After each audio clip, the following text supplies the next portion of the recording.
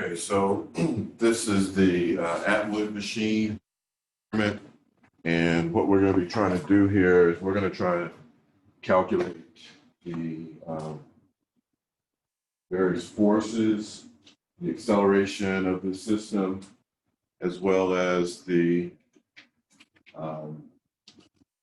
net force that's driving the Atwood machine. And so one of the first things that you're going to want to do is to figure out what the frictional mass is. To figure out the frictional mass, what you'll do is, let me get on this side. Not sure if you can see me.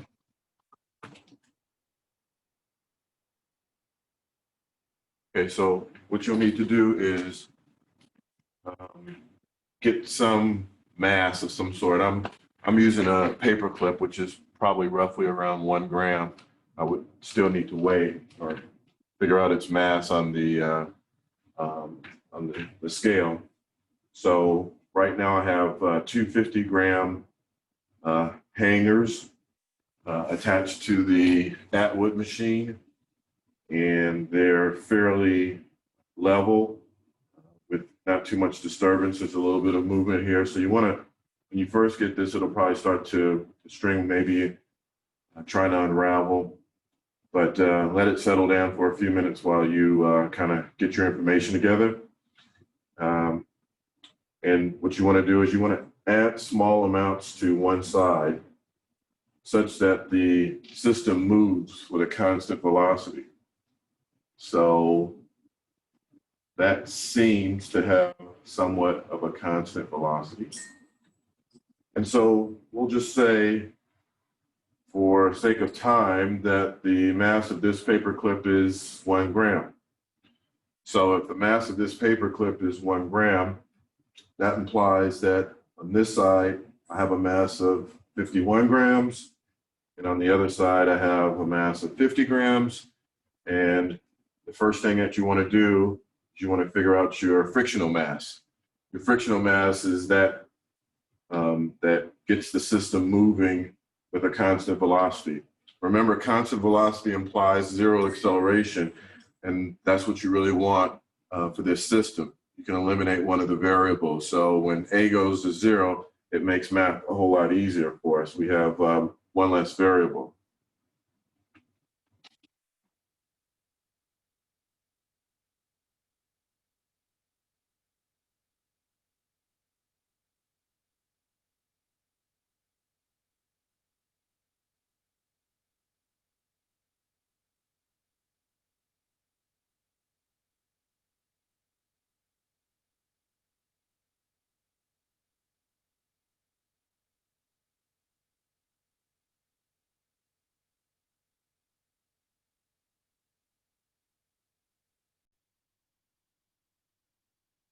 So the second part of this experiment calls for you to put 260 grams of mass on either side, and you want to set it up such that you have a specific set of masses on here.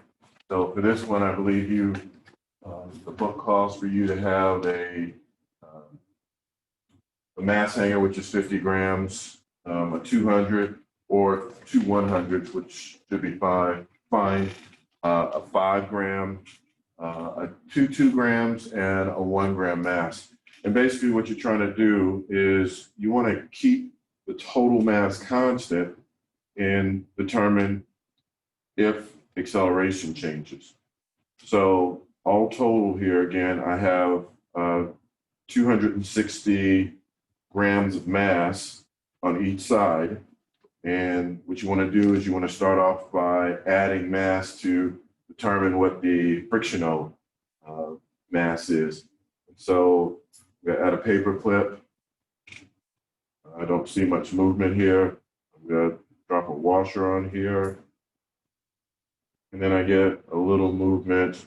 Again, I want to make sure that my velocity stays constant so that my acceleration is 0.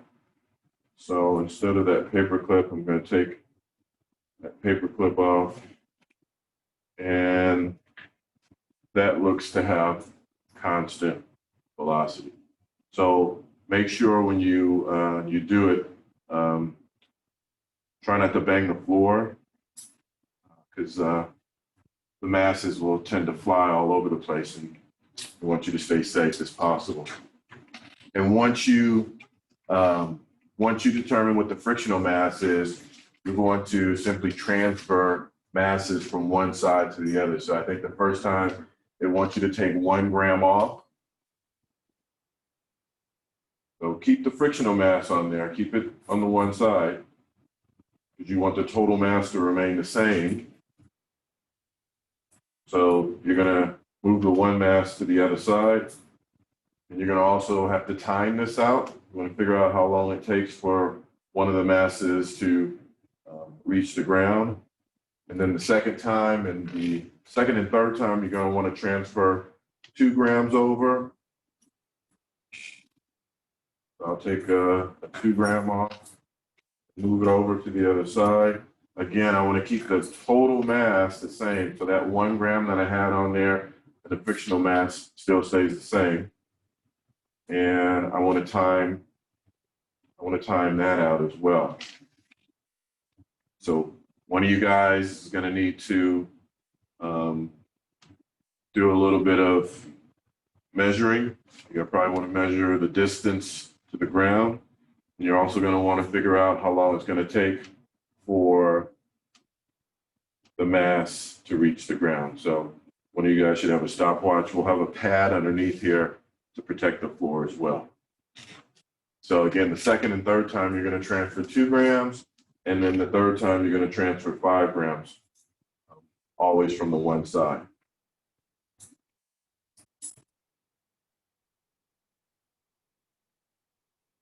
Again, don't get rid of any of the masses.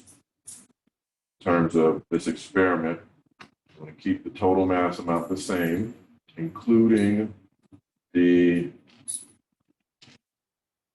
frictional mass. Then again, you want to let this thing drop to figure out what the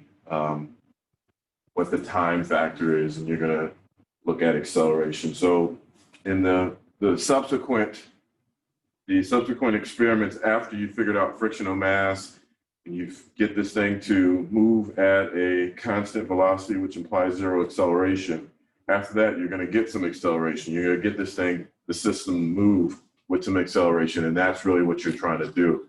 You're going to calculate theoretically as well off to the side, but experimentally, this is what you're going to try and do, and you're going to try and compare the two. Okay?